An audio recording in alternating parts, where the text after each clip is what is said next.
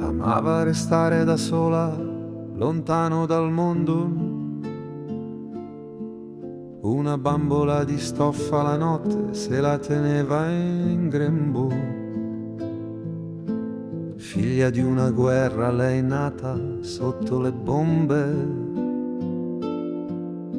Figlia di una terra malata, acerbo orizzonte. Aveva 3 fratelli nel cuore, per loro un grande dolore. Una ferita ancor prima di nascere da dover risanare.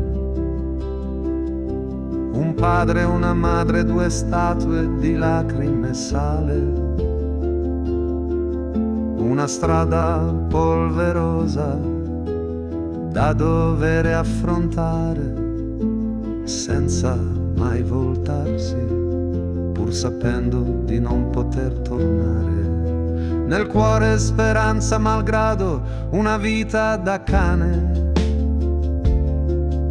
Nel mondo fiducia malgrado, la notte glaciale.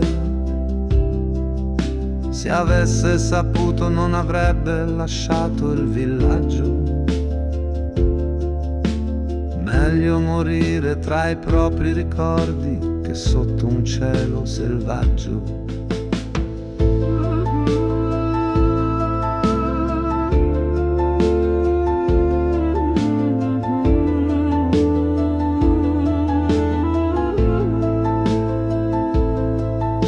Amava restare da sola, lontano dal mondo.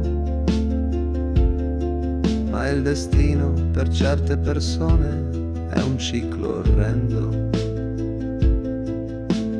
Mai una goccia di sole per curare i suoi occhi. Per lei solo una dolce carezza di una madre a pezzi. Aveva 3 fratelli nel cuore, per loro un grande dolore. Una ferita ancor prima di nascere da dover risanare. Un padre e una madre, 2 statue di lacrime e sale. Una strada polverosa da dover affrontare senza mai voltarsi, pur sapendo di non poter tornare.